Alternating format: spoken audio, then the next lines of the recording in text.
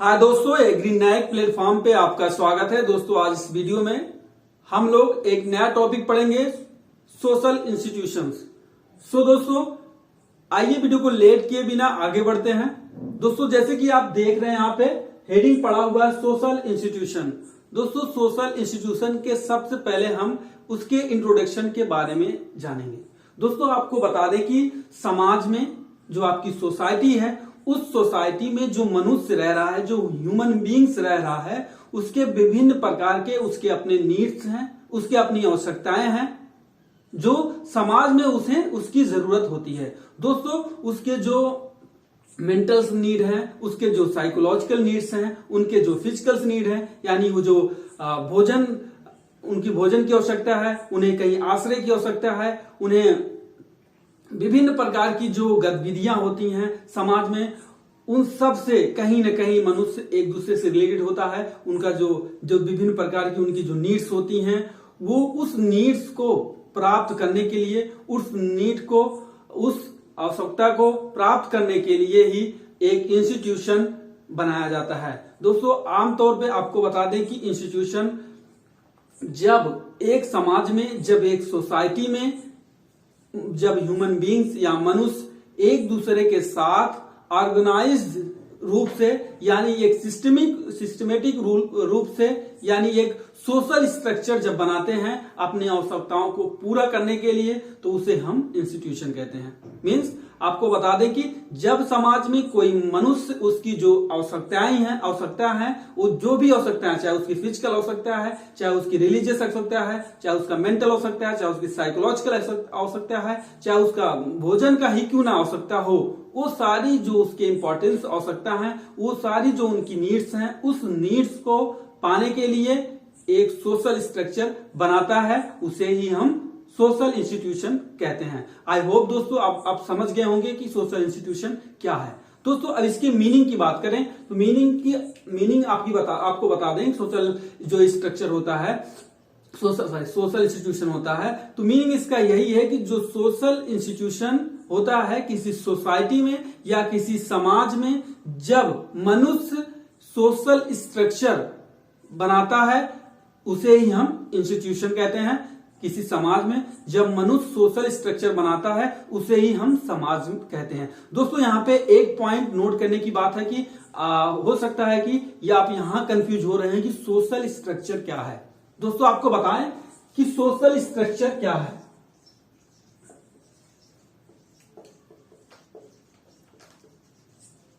Social structure में आपका आ जाएगा फैमिली, आपका आ जाएगा मैरिज, और आपका आ जाएगा लॉ भी आ जाएगा। और आपका जो फैमिली, मैरिज, लॉ, ये सब जो समाज में है, ये सब जो समाज के द्वारा सोशल स्ट्रक्चर बनाया गया है, किसी समाज में जब मनुष्य द्वारा कोई सोशल स्ट्रक्चर बनाया जाता है, उसकी आवश्यकता यानी उसकी नीड्स को प्राप्त करने के लिए, उसकी नीड्स के लिए, तो उसे ही हम इंस्टीट्यूशन कहते हैं। दोस्तों अब हम इसके डिफिनीशन की बात करेंगे। Definition of institution according to H.E. Barnes के अनुसार, इनको महामहिम भी कह सकते हैं, महामहिम बर्नर के अनुसार इन्होंने कहा कि institutions represent the social structure and machinery through which human society organized, direct and executed different activities required to satisfy human needs। दोस्तों आपको बता दें कि जो बर्नर्स थे, जो आपके H.E. बर्नर्स थे, इन्होंने कहा कि संस्था सामाजिक संरचना, जो एक इंस्टीट्यूशन है, वो सामाजिक संरचना और मशीनरी का प्रतिनिधित्व करता है, यानी उसका रिप्रेजेंट करता है, प्रतिनिधित्व करता है। जो ये क्या कहें कि जो इंस्टीट्यूशन है, जो संस्था है, वो सामाजिक स्ट्रक्चर में उसका जो फैमिली है, उसकी जो मैरिज है, जो लॉ है, जो ये सब का क्या है, सोशल स्ट्रक्चर एंड उस मशीनरी का प्रतिनिधित्व करता है। उसके बाद इन्होंने कहा कि जिसके माध्यम से समाज, जो ह्यूमन का समाज है, जो मानव का समाज है, मानव के समाज की आवश्यकताओं को पूरा करने के लिए, मानव की जो समाज है उसकी आवश्यकताओं को पूरा करने के लिए उसमें जो विभिन्न प्रकार की गतिविधियां हैं उसका आयोजन, निर्देशन और निष्पादन किया जाता है। इन्होंने क्या कहा कि जो इंस्टीट्यूशन है, जो संस्था है, संस्था में समाज की स्ट्रक्चर, जो इंस्टीट्यूशन है, जो समाज, जो इंस्टीट्यूशन है यानी जो संस्था है, संस्था में सोशल स्ट्रक्चर और मशीनरी का प्रतिनिधित्व करता है यानी रिप्रेजेंट करता है, जिसके माध्यम से समाज के मनुष्यों यानी समाज के व्यक्तियों यानी ह्यूमन बीइंग जो सोसाइटी में रहते हैं उनकी जो विभिन्न प्रकार की एक्टिविटी हैं और उनकी जो विशेष प्रकार की आवश्यकता है, उस आवश्यकताओं यानी उस गतिविधियों का आयोजन, निर्देशन और निष्पादन करता है। ये किसने कहा? ये अकॉर्डिंग टू H.E. बर्नर्स ने कहा। सो दोस्तों, आमतौर पे आपको डिफिनेशन बता दें कि इंस्टीट्यूशन का डिफिनेशन क्या हो सकता है। आपको बता दें इंस्टीट्यूशन आमतौर पे अगर आपको डिफिनेशन लिखना है तो साफ साफ आपको यही लिखना है, जब किसी सोसाइटी में मनुष्य के द्वारा, जो समाज में जो मनुष्य है उसकी आवश्यकताओं को पाने के लिए जब एक सोशल स्ट्रक्चर बनाया जाता है तो उसे ही हम क्या कहते हैं? उसे ही हम इंस्टीट्यूशन कहते हैं। तो आई होप दोस्तों अब आप समझ गए होंगे।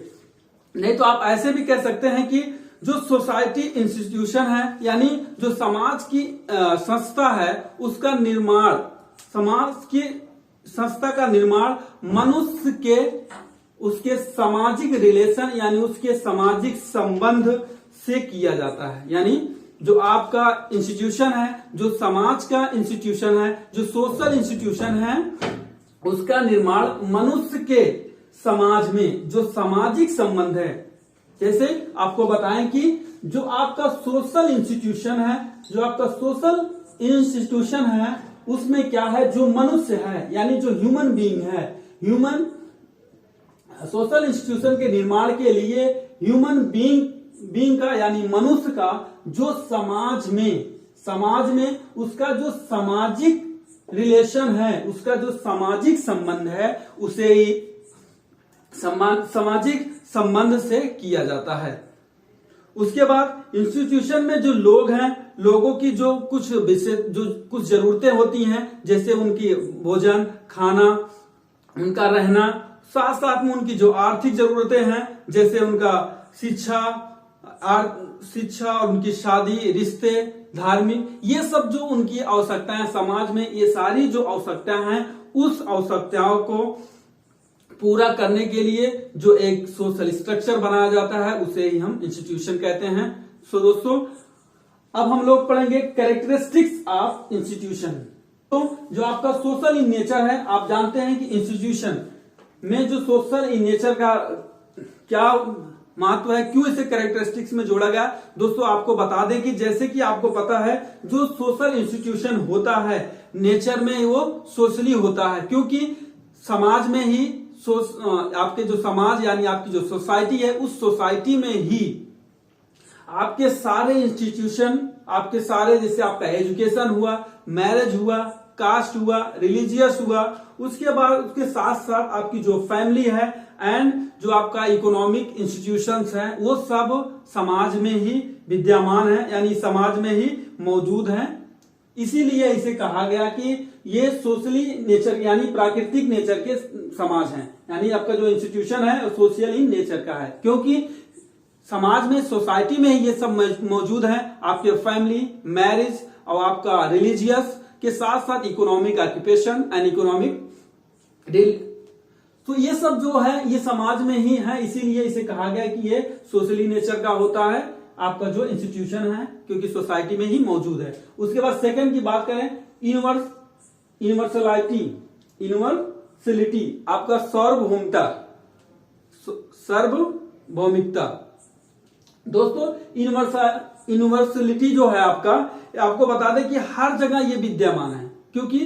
क्यों विद्यमान है? अगर आप इंडिया में हैं, इंडिया का जो इंस्टीट्यूशन है, इंडिया का भी इंस्टीट्यूशन है। आप चले जाएंगे अमेरिका, उसका भी एक इंस्टीट्यूशन है। उसका भी सोशल इंस्टीट्यूशन है। आप वेस्ट बंगाल चले जाएं, आप किसी और कंट्री में चले जाएं, किसी और स्टेट में चले जाएं, तो उसका भी अपना एक सोशल इंस्टीट्यूशन होता है। इसीलिए इसके कैरेक्टरिस्टिक्स में, इंस्टीट्यूशन के कैरेक्टरिस्टिक्स में यूनिवर्सलिटी यानी सार्वभौमिकता को जोड़ा गया, क्योंकि ये सभी जगह मौजूद हैं, सभी जगह इसके अपने सोशल इंस्टीट्यूशन हैं।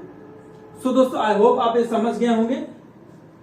दोस्तों नेक्स्ट की बात करें, आपका रिलेटिवली परमानेंट, यानी आपका जो अपेक्षाकृत अस्थायी है उसके बारे में बात करें तो आपको बता दें कि जो हमारी मैरिज है, जो हमारी फैमिली है, जो हमारी लॉ है, जो हमारी एजुकेशन है, वो सब क्या है, वो सब परमानेंट है, अपेक्षाकृत परमानेंट है। कैसे? आपके जो पहले जो मैरिज रूल्स थे, जो मैरिज नाम है, मैरिज वर्ड आपका हुआ, लॉ हुआ, या तो आपका एजुकेशन हुआ, या तो आपका फैमिली हुआ, ये सब क्या है, ये सब कभी खत्म होने वाले नहीं है। अगर पहले आपका फैमिली था, पहले एजुकेशन था, पहले आपके जो फैमिली थी, पहले फैमिली भी थी, पहले मैरिज भी होता था, पहले आपका लॉ भी थे, पहले आपका एजुकेशन भी था, तो इसमें क्या ये अस्थायी है। मनुष्य जो है, ह्यूमन बीइंग जो है, किसी समाज में वो आएगा, मर जाएगा, कुछ समय के बाद उसके बाद चला जाएगा, वो आपका खत्म हो सकता है, वो नहीं रहेगा। लेकिन आपका जो सोशल इंस्टीट्यूशन बनाया गया है, आपकी जो फैमिली है, जो आपका क्लास है, आपका मैरिज है, ये सब कभी नहीं खत्म होने वाला है। इसीलिए कहा गया कि ये रिलेटिवली परमानेंट यानी अपेक्षाकृत परमानेंट, अपेक्षाकृत अस्थायी होते हैं, क्योंकि कभी भी मैरिज, फैमिली, आपके जो लॉ है, आपके जो एजुकेशन है, उसे आप खत्म नहीं कर सकते हैं। नेक्स्ट की बात करें, फोर्थ की, primary and secondary institution. Primary and secondary institution की बात करें तो आपको बता दें कि बहुत समय पहले जो आपके विभिन्न प्रकार के आपकी जो फैमिली थी, मैरिज था, रिलीजियस था, ये सब आप पहले पुराने समय भी मतलब आदिम समाज में भी पाए जाते थे। आपका जो प्राइमरी एंड सेकेंडरी इंस्टीट्यूशन में है कि आपका जो फैमिली था, आपका जो एजुकेशन था, रिलीजियस था, ये आदिम समाज में यानी पुराने समाज में भी पाया जाता था। जैसे आपका जो प्राइमरी इंस्टीट्यूशन की हम बात करें तो प्राइमरी इंस्टीट्यूशन में आपका हो जाएगा कि जो प्रेजेंट टाइम में आपके समाज में जो विभिन्न प्रकार की आपकी जैसे मैरिज है, लॉ है, आपका फैमिली है, ये सब आपका प्राइमरी इंस्टीट्यूशन में हो जाएगा। सेकेंडरी इंस्टीट्यूशन की बात करें कि आपका जैसे एजुकेशन, लॉ हो गया, कॉन्स्टिट्यूशन हो गया, ये सब आपका सेकेंडरी इंस्टीट्यूशन में आएगा। आई होप दोस्तों आप समझ गए होंगे कि आपका प्राइमरी एंड सेकेंडरी इंस्टीट्यूशन क्या है। जो आपका प्राइमरी इंस्टीट्यूशन है, प्राइमरी इंस्टीट्यूशन में जैसे पुराने समय में भी आपका जो फैमिली था, आपका जो मैरिज था, आपका जो क्लास था यानी कस्टम था, आपका जो रिलीजियस था, वो पुराने समय में यानी आदिम समाज में भी था, वो आज भी है, तो आपका क्या प्राइमरी इंस्टीट्यूशन हो गया। सेकेंडरी इंस्टीट्यूशन की बात करें तो सेकेंडरी इंस्टीट्यूशन में अब जो मनुष्य की जरूरतें हैं, मनुष्य की जरूरतों यानी उनकी नीड्स को ध्यान देते हुए, यानी उनके प्रोटेक्शन को, यानी उनके समाज में विभिन्न प्रकार की जो गतिविधियां हो रही, उस गतिविधियों को देखते हुए जो कुछ सोशल स्ट्रक्चर को जोड़ा गया, जैसे आपका कॉन्स्टिट्यूशन हुआ, आपका लॉ हुआ, आपका एजुकेशन हुआ, ये सब आपका सेकेंडरी इंस्टीट्यूशन होगा। समझ गए होंगे।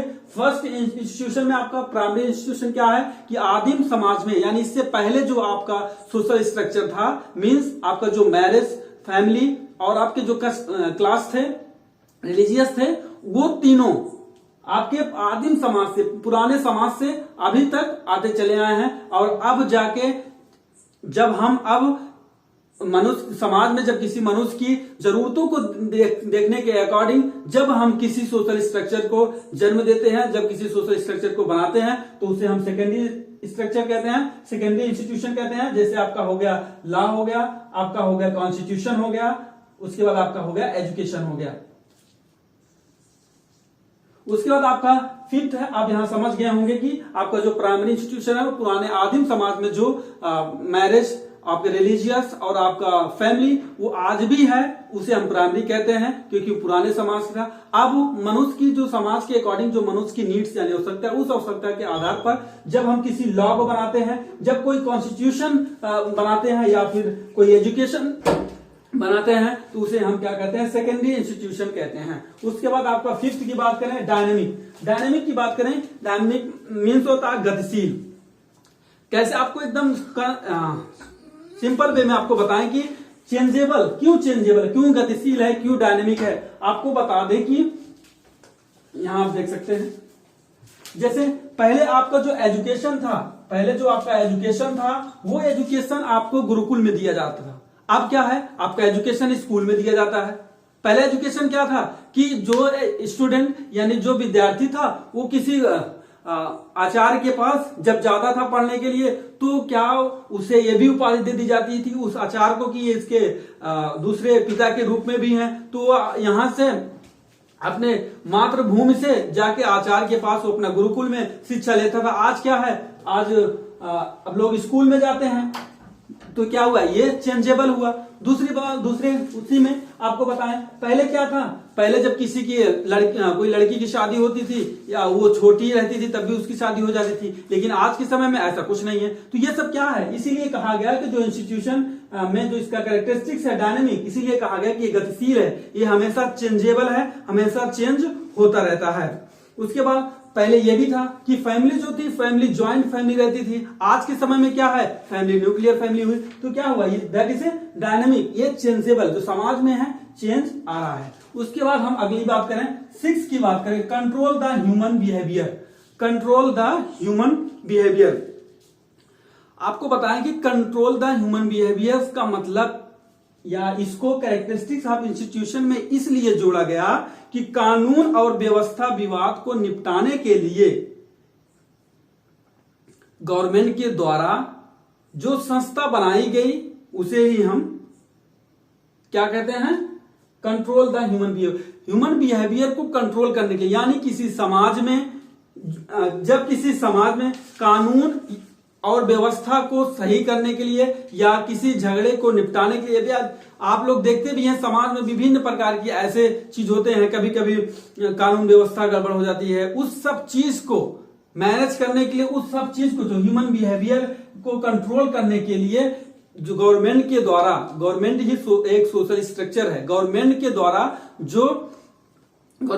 एक सोशल स्ट्रक्चर बनाया गया। उस सोशल स्ट्रक्चर के आधार पर जो समाज का जो ह्यूमन बिहेवियर है, समाज में जो विभिन्न विवादें हो रहे हैं उससे निपटारा पाने के लिए ये आपका गवर्नमेंट बनाया गया। सो दोस्तों यही है कि आपका कंट्रोल द ह्यूमन बिहेवियर में यही है कि जो एक लिमिट दे जाती है कि उस लिमिट को आपको क्रॉस नहीं करना है। जैसे कि आप किसी समाज में हैं तो ये कहा गया कि आपको एक दूसरे के साथ मिलजुल कर रहना है, उनसे मतलब कोई विवाद नहीं करना है, उनसे आपको सहानुभूति के साथ रहना है। तो ये क्या एक लिमिट दे जाती है कि ह्यूमन बिहेवियर में कि इससे आगे आपको कुछ नहीं करना है। इसीलिए जो सोशल स्ट्रक्चर में गवर्नमेंट भी जोड़ा गया, उसके तहत क्या हुआ था, जो समाज में जो उसके विवाद है और उसके व्यवस्था, कानून और उसके व्यवस्था विवाद को निपटने के लिए भी एक संस्था यानी सोशल स्ट्रक्चर बनाई गई। उसके बाद अगले की बात करें, 7 की बात करें, अब्स्ट्रैक्ट इन नेचर। ये जो होता है अब्स्ट्रैक्ट इन नेचर का होता है। आपको बता दें कि अभी देखो मैं पेन मार्कर में छू रहा हूं, इसको मैं टच कर पा रहा हूं। अब मैं ब्लैक बोर्ड को भी व्हाइट बोर्ड को भी मैं टच कर पा रहा हूं, क्योंकि मैं इसको, ये कॉन्क्रीट नेचर का है। लेकिन आपका जो इंस्टीट्यूशन है ये अब्स्ट्रैक्ट नेचर का, यानी इसे आप फील कर सकते हो। जैसे आप तो जान रहे हो कि मैरिज जो सोशल इंस्टीट्यूशन है मैरिज है, आपका जो इंस्टीट्यूशन है वो आपके रिलीजियस है, आपका जो इंस्टीट्यूशन है वो आपकी फैमिली है। तो इसे क्या करते हैं, आप उसे टच नहीं कर सकते हैं, उसे आप सिर्फ फील कर सकते हैं कि हाँ फैमिली है, हाँ रिलीजियस है, हाँ मैरिज है, इसे आप सिर्फ फील कर सकते हैं। इसीलिए ये अब्स्ट्रैक्ट इन नेचर यानी अब्स्ट्रैक्ट नेचर का होता है। उसके बाद 8 की बात करें, institutions are means of satisfying needs. इन्होंने क्या कहा, इन्होंने कहा कि संस्था आवश्यकताओं की पूर्ति का साधन है। आपका जो इंस्टीट्यूशन है वो आवश्यकता की पूर्ति का साधन है, यानी समाज में जो मनुष्य रहते थे उन मनुष्यों की जो आवश्यकता है, जो उनकी बेसिक आवश्यकता, बेसिक नीड्स हैं, उस नीड्स को पूरा करने के लिए इंस्टीट्यूशन एक प्रकार का साधन है। आपको बता दें कि जब किसी समाज में किसी मनुष्य की, जब उसके फिजिकल, मेंटल एंड साइकोलॉजिकल जो नीड्स होते हैं, उस नीड्स को पूरा करने के लिए जो सोशल स्ट्रक्चर बनाया जाता है, उस सोशल स्ट्रक्चर को ही हम इंस्टीट्यूशन कहते हैं। तो आपका इसका कहने का मतलब यही था, जो संस्था है वो संस्था उसकी जो आवश्यकताओं की पूर्ति का एक साधन, इंस्टीट्यूशन जो है उसकी आवश्यकताओं की पूर्ति का एक साधन है। जैसे कि आप अभी तक स्टार्टिंग से अभी तक यही पढ़ते आ रहे हैं कि जो इंस्टीट्यूशन है, किसी भी मनुष्य सोसाइटी में किसी भी मनुष्य के उसकी जो आवश्यकताएं हैं, चाहे वो फिजिकल आवश्यकता है, चाहे वो मेंटल आवश्यकता हो, चाहे उसकी साइकोलॉजिकल आवश्यकता हो, उन आवश्यकताओं को पूरा करने के लिए जो एक ऑर्गेनाइज्ड सिस्टम बनाई जाती है, जो एक सोशल स्ट्रक्चर बनाया जाता है, उसे ही हम इंस्टीट्यूशन कहते हैं। वही ये कह रहा है कि इंस्टीट्यूशन जो है उसके आवश्यकताओं के पूर्ति करने का साधन है। अब आप, आई होप दोस्तों आप समझ गए होंगे। दोस्तों मोटा मोटा आपको एक बता दें एक बार, तो जो इंस्टीट्यूशन है वो इंस्टीट्यूशन किसी समाज में, किसी समाज के द्वारा किसी जो मनुष्य है उस मनुष्य के आवश्यकताओं को पूर्ति करने के लिए जो भी विभिन्न प्रकार की जो सोशल स्ट्रक्चर बनाए जाते हैं उसे हम इंस्टीट्यूशन कहते हैं। और इंस्टीट्यूशन ही महत्वपूर्ण साधन होता है कि मनुष्य के सेटिस्फाइंग नीड्स के लिए या मनुष्य की आवश्यकताओं के लिए। सो दोस्तों वीडियो को यहीं पे एंड करते हैं। दोस्तों अगर वीडियो में कहीं भी आपको प्रॉब्लम हो तो कमेंट बॉक्स में कमेंट कर सकते हैं, नहीं तो डिस्क्रिप्शन बॉक्स में जाके टेलीग्राम चैनल को ज्वाइन कर सकते हैं, वहां पे आपके सारे क्वेश्चन का जवाब दिया जाएगा। दोस्तों इस वीडियो में आपको अगर नहीं समझ में आ रहा है तो जो भी पॉइंट आपको नहीं समझ में आ रहा है उसे आप कमेंट कर सकते हैं, नहीं तो आप इसमें जो कुछ और नोट्स की जरूरत है, या आपके बीएससी एजी या एमएससी एजी किसी सब्जेक्ट में आपको प्रॉब्लम हो रही है तो उस क्वेश्चंस को आप कमेंट बॉक्स में कमेंट कर सकते हैं।